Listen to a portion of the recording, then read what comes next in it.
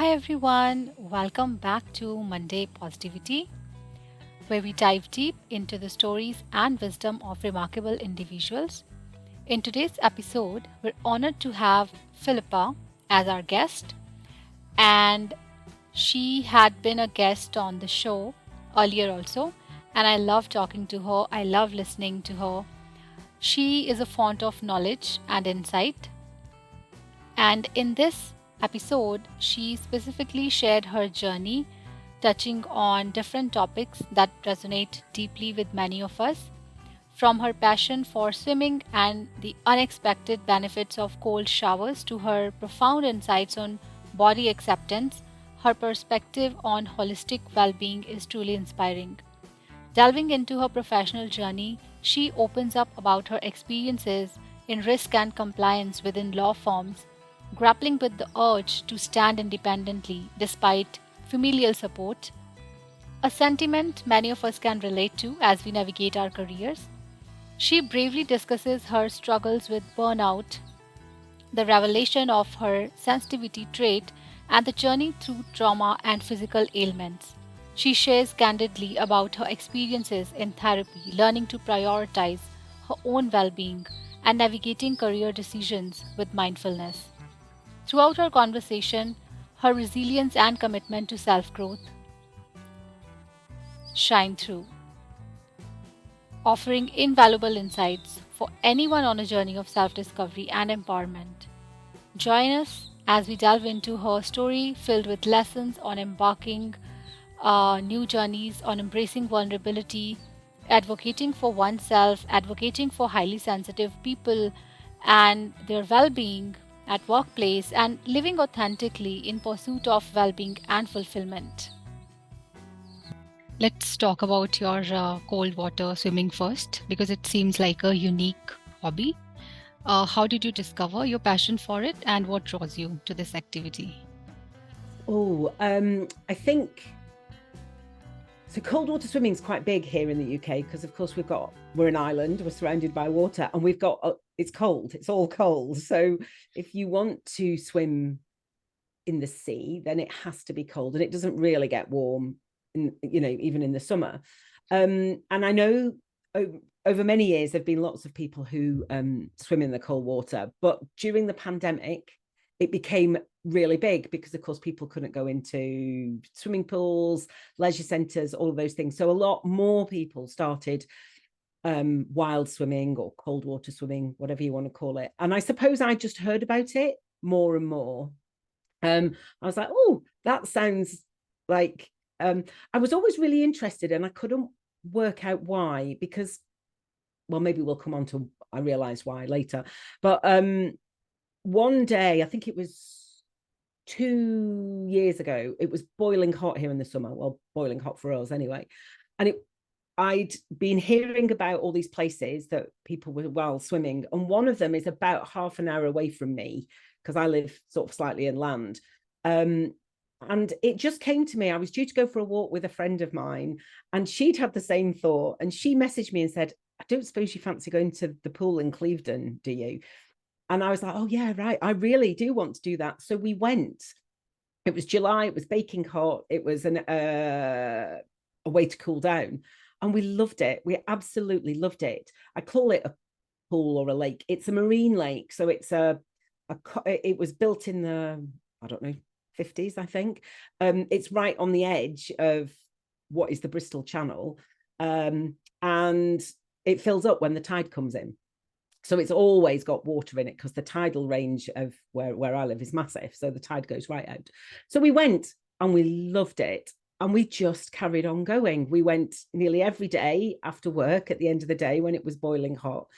And then as it got colder, we're like, actually, I quite fancy doing this. And we kept going. And I was a bit like, what are all these people doing, going in cold water? But I found myself loving it. And the more we went, I realized that it wasn't just about cooling down. There was something else happening physiologically to me in the water. And I now realize, as a kid, I loved the water. I was a real water baby, but I've got a bigger body, and I really felt shame around my body. So as I got older, I stopped going in the water. And there, down where I go swimming, and other places that I've been while swimming, it's so inclusive. There are people of all shapes, sizes, ages, you know, anything goes, and nobody's looking at anybody else. Nobody's paying any attention. We're just all enjoying being in the cold water. So enjoying, most of the time enjoying. So it's been very freeing for me. It's been a way to do something. So the first winter, every time we went, as it was getting colder and colder, and it went down to -1 at one point, so -1 Celsius, I was like, God, I don't know if I can do this. Why would I do this? Why would I go from my lovely warm home to drive for half an hour, take nearly all my clothes off apart from my swimming costume and some little neoprene gloves and boots on my feet, and get in freezing cold water? Can I do it? How long am I only going to be able to stay in? And am I going to feel all right afterwards? Because some people can feel a bit ill afterwards. And actually, the more I did it, the more I realized I could do something that I thought I couldn't. So what has happened? So I've now just come to the end of my second winter. Water's not warming up yet, but yeah, we're hoping it's going to start warming up. And it's really I go with a friend, so 3 times a week I get to spend time with her, which just takes me completely out of home life, work life, everything. I just get to go and have good fun with her. The water is something physiological happens when you get cold, and you only have to be in for a minute or two to get that, and the buzz afterwards is incredible. The buzz in your body from the cold water, the buzz for just thinking, oh yeah, I've just done that, I've just been in there, it's like, oh, that's really exciting. And for me, having lived in my head for so long, having quite a job that requires me to be in my head, what the cold water does for me is get me in my body. Because when it's really cold, you've got to breathe. You've got to be aware of what's going on in your body, because if you get too cold, then you're going to experience what's called a drop, and you'll be okay, but you've really got to look after yourself. So you've got to be aware of how do you feel, because some days you might be able to stay in a little bit longer than others. And you've just got to be in that moment, breathing and being aware. So it ticks so many boxes for me that it's been, I'm so glad I went the first time. I'm so glad I've kept going. And in fact, I'm going after we finish recording this podcast. Yeah, I suppose it's my first real proper hobby or thing that I do regularly for myself. Right. And I've read a lot of benefits also of Yeah. cold shower. Funny, you're absolutely right. A lot of people do have cold showers. Now, I can't stand a cold shower, which Yeah, seems, I same. don't know, I can't stand it. I'll go and dunk myself in cold water from the Bristol Channel, but I like to come home and have a warm shower. But you're right, there are so many benefits on your digestion, your immune system, all of your Right. bodily systems. So yeah, there are lots of studies coming out about how good it is for you. So Right. And this year yeah. only I had this resolution that I will also start. So it's been like Oh, a few okay. days only. But yeah, so far it's going good. Have you started then? Yes. Oh, how are you finding it?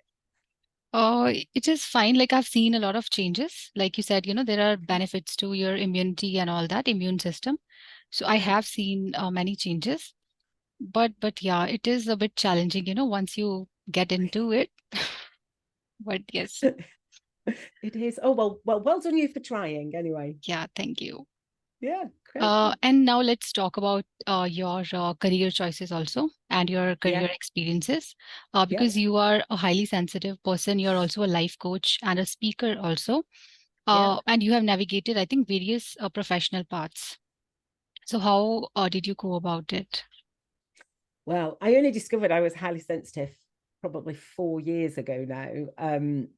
So a lot of my choices were made without knowing that I'm highly sensitive. Mhm. I did loads of maths at school and really loved maths, but I didn't want to do a maths degree. So when it came to going to university, I was like, well, what am I going to do? So I chose law. I didn't really intend to be a lawyer, but I thought I'll do law. That might be a general start to things. But I didn't particularly enjoy my law degree, if I'm really honest. Having done loads of maths, I didn't know how to write essays well. So I kind of struggled in my law degree, but I got through it. And by the time I'd left university, I'd actually got a job to do my training contract with a big London law firm. So it was like, well, I don't know what else to do. I might as well go and do that. So I toddled off to London and did my training contract. And then when I qualified, they offered me a job. So I stayed. And, the law has been a big part of my life ever since. I stopped practicing being a lawyer. So I was a commercial property, real estate lawyer until 2011. And then since then, I've moved into risk and compliance and trying to get lawyers to do things the way they're supposed to do them. But my initial choice to go into the law was very much one from being in a survival point of view. I mean, I didn't come from a particularly supportive home, and I didn't want to have to rely on them because they weren't particularly reliable. So I think really, without knowing it, I'd made these choices because I was getting myself into a career where I would be able to look after myself. Okay.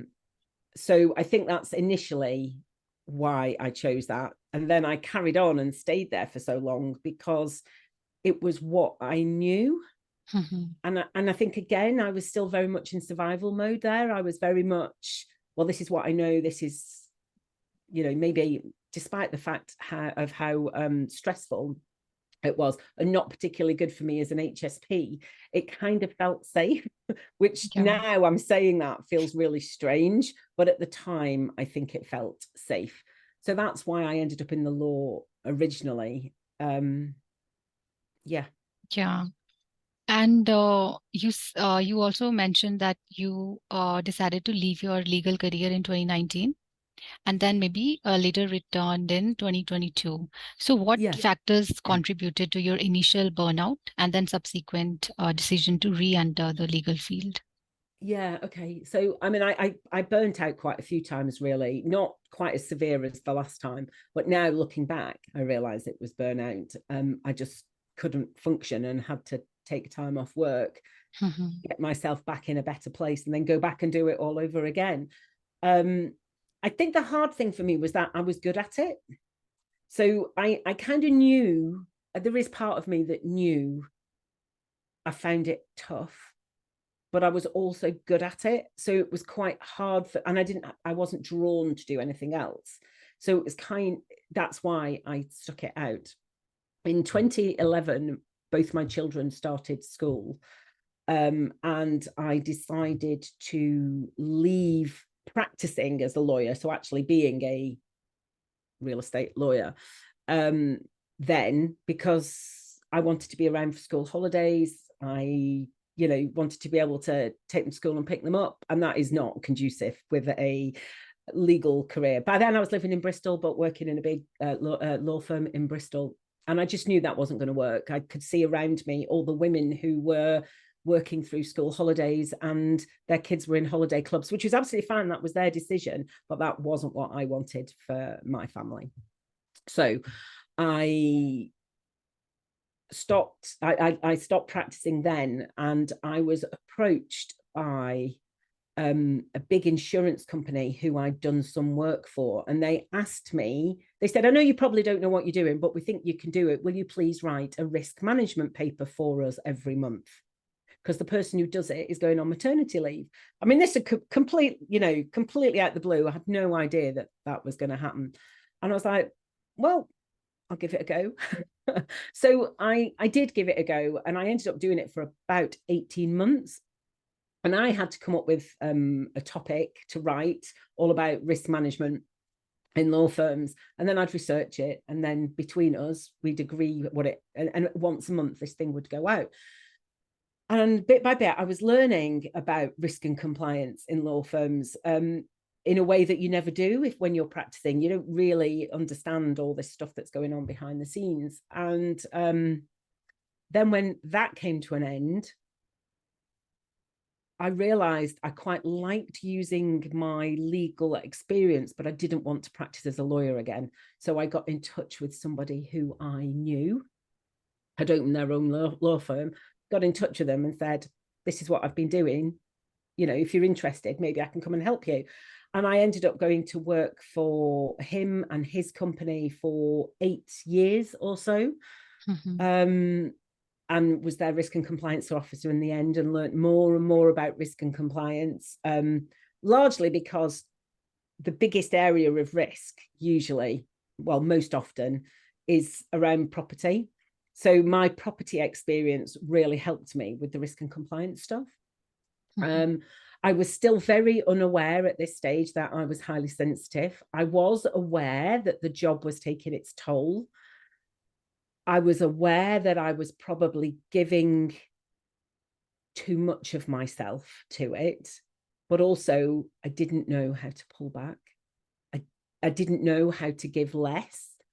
And I realize now that that's because a lot of my identity was tied in with being a lawyer, you know, because I felt broken in a lot of the rest of my life. So at least I could hang some self-worth on the fact that I was a lawyer, and, you know, so it's kind of a real sort of sticky, not very pleasant mess, really. And again, I was good at the risk and compliance. And in 2018, well, actually, sorry, 2017, I lost sight in my eye. And everything started to unravel, really. All my childhood trauma, my burnout at work. I went to therapy. And as I came out of therapy, I realized that I was a highly sensitive person, and all these little tick tick, I could just, you know, like, I am sensitive to my environment. I do pick up other people's feelings. I am overstimulated and overwhelmed a lot of the time from all the sensory stuff that's going on around me. And it all started to make sense as I swirled down into this sort of pit of burnout. So it wasn't a great time, 2019, 2020. And now looking back, I'm really glad it happened. I was not glad at the time, but we then went into the pandemic. So I decided, sorry, I'm jumping all over the place. So in the midst of this unraveling, breakdown, break apart, whatever, I think I probably would call it an unraveling now. I decided to leave that job where I'd been the risk and compliance officer for lots of reasons. But mainly because it had become a bit toxic to me. So for me, I'm not necessarily putting the blame on them. I'm just saying, for me, it really was not a place that I was going to thrive, and I could see that. So I decided to leave. And then as I had about 3 months of sort of getting myself back to some good shape. And then, you know, the pandemic hit. Everything went into lockdown. I knew I wasn't going to get another job anywhere, because everyone was, you know, battening down their hatches and not recruiting. And that's when I decided to kind of look at my skills and think, okay, so what do I do? What am I good at? Where do I add value? Where I was good, and where can I use my experience? Because I felt like I'd been through quite a lot, and there must have been a reason for that. Why have I had to go through all this? And I wanted to use that to help other people. And that's when somebody said to me, well, what about coaching? You're always asking people really insightful questions. You're always helping people see their way forward. Isn't that what a life coach does? And I was like, oh, bing. So that's when I decided to do a coaching qualification, and built a website, and sort of from there have sort of built that up very gradually, you know, and I love that. I do love it. Right. I think And that's very important to love. yeah, and there's another side to me. There's the left side of my brain as well that needs stimulating, Mhm. really. And I'm not saying the life coach work doesn't stimulate that, because it does, because Mhm. I coach online, so I've had to learn a lot of tech stuff to make things work. But also, I being at home all the time, I realized Yeah. was not really great for me, because I was having a tendency to go more and more into myself. So I needed a bit more of a balance, a bit more of being out and about, but with some time at home. And Mhm. that's when I put some feelers out about whether there was anywhere, a small place, not a Mhm. big place, but a small law firm that might be able to use my risk and compliance experience. Mhm. And that's kind of where I'm at now, with a bit of a balance of the both. Right. And but once like you had this awareness that you're a highly sensitive individual Yeah. also, what specific strategies or accommodations have you found helpful in creating a work environment conducive to your well-being and productivity as a Yes. highly sensitive individual? I realize I'm lucky that I Mhm. get to call the shots a bit more now. So I am not employed by the law firm I've gone back to, or that I've gone to. I'm a consultant. Mhm. They would not get. It's a very small law firm, and they would not be able to get the help that they get from me, um, at the price they're getting it, without allowing me the freedom to work the way that I want to. So it works both ways. They get what they need and I get what I need. But I went into this. So I went September 2022, I started, and I was only going for 3 months to go and sort out all their policies. And I'm still there. And I'm there for the foreseeable future now. And but what I have done, knowing that I'm highly sensitive, knowing that I have burned out many times before, and understanding myself and how I tick much more,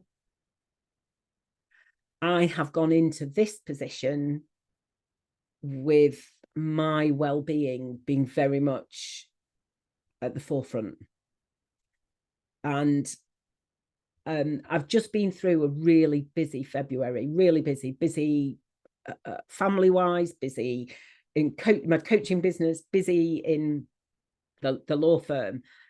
And I was just reflecting last week about how it's been much busier than I wanted it to be, really. But quite a few things all came together at the same time. It's like, okay, just got to get on with this.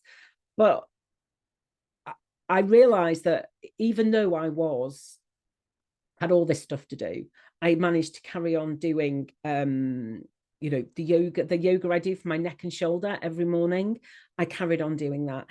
I'm currently working with a homeopath, and I've carried on taking all the remedies and all the other supplements that I'm taking. I've made sure I do those. I've made sure I go cold water swimming 3 times a week. I've made sure that I have time to talk to my teenagers if they are that way inclined, not always, but if they want to, I've made myself available, even if that means I'm working here at home, but the door's open and they know they can come in and talk to me if they want to. So I was reflecting that, yes, it has been a lot, but I have looked after myself much better than I would have done in the past. In the past, all those things would have gone by the wayside, and work always took precedent, because that was my identity. That's what I felt like I could do and I could do well. So that ability that I now have to put my well-being first is very much as a result of me understanding my personality, my trait. And the biggest part of that for me, the biggest part of understanding, was learning that I'm a highly sensitive person. Mm. Right. And I think, like for highly sensitive people, I have seen like freelance work or, working for yourself, that works the best. It's certainly been a revelation to Yeah. me. having spent years working in offices with overhead lights and awful Yeah. air conditioning and printers whirring and open plan and people coming and going and interrupting you all the time, the phone ringing, all that sensory stuff just going on around you all the time. I mean, now I look back and I think, how on earth did I ever get anything done? So being able to work partly at home and partly in the office, because I do need some human connection as well. Yeah. Because I think for me, I value getting on well with my colleagues, not being their best friend. As the risk and compliance officer, you can't be their friend really, but getting on well with them and understand and knowing them and knowing a little bit about their life so that I can have a meaningful interaction with them in order for me to build up that connection with them. I need to see them personally. So I make an Right. effort to go into the office. Right. And as you mentioned, like, there is need for that human connection. So maybe, Yeah. somebody who really wants to work in an organization. In your experience, how can organizations, better support the well-being of highly sensitive individuals within the workforce? Yeah. I mean, what a great question. I think being aware that high sensitivity is a thing, because it Yeah. really absolutely is. The more you look into it, um the more highly sensitive people, the more people that are highly sensitive are realizing that they're highly sensitive. And that's what's so great about your podcast and the podcast I have, that there is more access to information for people who think they might be, or even don't know, and read it and go, oh gosh, that's me. So employers being aware that high sensitivity is a thing, and that might, and being aware that subtle changes in the working environment can make a huge difference to highly sensitive people. I've mentioned a few, like, lighting is a big one. Open plan offices. Now, I know you can't suddenly make offices, but are there breakout spaces that people can go into for some quiet, focused work? Can they work from home if they've got something they really need to concentrate on? What noises are there going on in the office, and is there any way that you can reduce those, or sit highly sensitive people away from as much of the noise as possible? Can they come to you and say, do you have the sort of culture at work where someone can come and say to you, look, I'm really struggling with all this noise, is there somewhere can I swap desks to somewhere else that is going to be less intrusive for me? And instead of laughing that off or thinking that they're being, I don't know, a bit sensitive, actually Yeah. appreciate that it's really affecting their working day. And if you give this, if you take on board what they're saying and take it, seriously, that could mean such a difference to that person. They Right. will then be, they will give back in bucket loads for you supporting them to do their best work. Right. And highly sensitive people are really the leaders, Yeah. they're the quiet leaders. And I say we're the quiet leaders because a lot of us don't know that we are the leaders yet. But as high sensitivity becomes more, not mainstream, that's not the right word, but we know more about highly sensitive people and their gifts and their ability to see the big picture, to see what's coming, to just have this knowing about things. When we understand the strengths of high sensitivity, then you will need some high sensitive people in your workplace Right. Yeah. to make the changes, to make the difference. Right. And so I actually want to mention your podcast also because I love listening to it and I love Oh, the work that you're doing. And I would, highly recommend whoever is watching or listening I would recommend them to go to your page and just check those, awesome episodes. Because like you said, awareness is the key.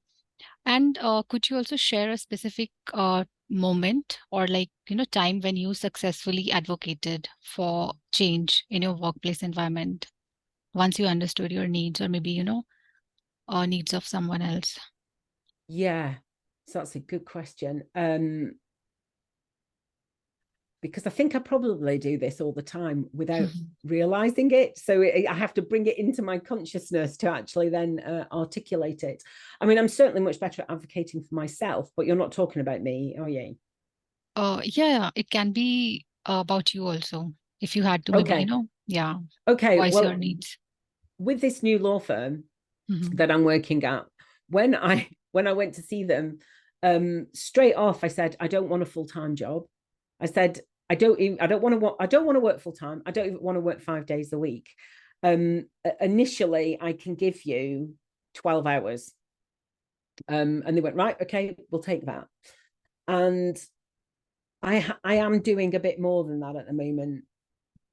But they keep saying to me, now, are you okay? Are you all right? They're very aware that I'm sensitive, I suppose. They're very aware that if it gets too much for me, because I've said to them, if this gets too much for me, I won't be able to do it. So they keep saying, oh, you're the boss, the new woman who's in charge, who is the reason why I'm still there, because I really like her. I really like what she's doing, and we get on very well. So I want to support her. But I will say, I keep saying to her, right, that's enough for this week. I need to go home and do other things. And she's like, yeah, off you go. So I'm very much aware of the hours that I'm spending in that job, because the more I give to that job, the less I have to give to myself, to my family, to my coaching business. So, and my coaching clients. So I'm very aware of that. And I will absolutely say when enough is enough. There are a couple of things that I've been struggling with in that job lately, and I have been talking to the boss about it, rather than what I would have done in the past is keep it to myself. I wouldn't have liked to, I don't think I would have liked to admit that I was struggling with it. And I was struggling getting my head around what to do with the problem. I was also struggling with the volume of something else. And I voiced that, which is really new for me. I had much more of a tendency to just hunker down and get on with it, no matter how much I was struggling. And I think because I'm aware more of those things for me, I am more aware of how other people might be. Right, So there has been, I'm trying to think, there are definitely instances of little things like the way somebody's desk is. I suggested to them, do you want to turn that round, and would that be better? And they went, oh yeah, that's going to make a huge difference. yeah, And somebody was struggling because the light was coming through and there was no blind on the window. And I said, have you got a blind? Have you not asked for a blind? She said, no, I didn't like to ask. I said, oh, you need a blind at that window. And, so go and get them a blind. Little things like that can make such a big difference. right. And I think communicating your needs and asking, maybe, I Yeah. mean, what can, like, maybe they will say no, but at least, ask. Yeah, I always say if you don't ask, you don't get, because they're not mind readers. So Yeah, you've got to go and ask, haven't you? right. And what advice would you offer to other highly sensitive people who are struggling to find balance and fulfillment in their careers? Specifically, like, in the professions like law. Oh, well, what is coming immediately into my head, so the feeling that is coming up is, don't lose sense of who you are Yeah, in it, because it's very easy. I mean, in all actually, I all these sort of jobs and professions are going through my head now. In all of them, actually, it's very easy for us to lose sense of who we are in it. right. I love And that. yeah, Yeah, so can you find ways of connecting back with who you are? What is it that you're about? What lights you up? What brings you joy? And make sure you have enough of that in your life as well as the work, because work cannot be everything. right. that's the biggest, best. I know it's a big overreaching sort of piece of advice, but I definitely had no idea who I was. I was just the lawyer getting on with it. But finding me, who I am, has made a world of difference. Right. And even I think like I went through identity crisis when I first left my 9 to 5 job, because I always thought I loved teaching. But when I left the job, I was like, in that mode, like, like who am I? Because my identity revolved around that. So yeah, I think that's very important. I definitely went through that when I left in 2019. I vowed never to go back to the law. Never. I was never going back. And that, who am I, was a big question, because it felt like I'd sort of taken it off this, I don't know, this outfit or whatever, and I had no idea who I was underneath it. Right. Yeah. So did you find you? I think I did. Because I realized that I'm more, because these are, I think, so I also, maybe it got me into spirituality also. So I realized that, we are more than just these labels. These are just, societal labels. And even if you are not teaching, because I loved writing also, but being a writer was, like a bit scary, because you have to, pay your bills and all that. But then I think I found a common ground where I can still teach. I found many online resources where I could teach. I had the freedom also. So yes, I'm not sure if I have actually found me, but I think I'm there. Yes. But how about you? Are you like sure that you have found yourself? Oh, I think I found the current version of me. I'm not. I mean, I think we're always evolving. Yes. I think for me, turning 50 was a big step as well. And going through the menopause. So all those things have happened as I was coming out of therapy, as I was discovering I was highly sensitive, so a lot happened for me all in one go. So I feel like a lot of layers came off all in one go. I think I've found the truest version of me so far. Right. I don't know what else there is to discover. Yeah. Hopefully there is more. Yeah, I hope. And like you said, I also feel like, there are different versions of ourselves at different stages of life. Yeah. Yeah, absolutely. We learn and grow. Right. So, any final advice you want to give to, highly sensitive people, apart from, just, like trying to find themselves? What else comes to your mind? So really believe the trait. The trait is really a thing. It's not some airy-fairy thing that people are made up. It really is a thing. And the more you can lean into how the trait shows up for you, because it shows up very differently for everybody. How does the trait show up for you? And what do you need to be the best version of yourself? And then what are your strengths? Because the trait, we all have strengths, and the trait brings us particular strengths that non-highly sensitive people might not necessarily understand. But if you understand them, you can bring those forward. You don't have to go around telling everybody you're a highly sensitive person. You just need to know it in your bones, who you are, what you're good at, what's important, and live from that place. Right. Yeah, I think that's beautiful advice. And I always love, listening to you. That's why I really wanted to do it. Oh, thanks.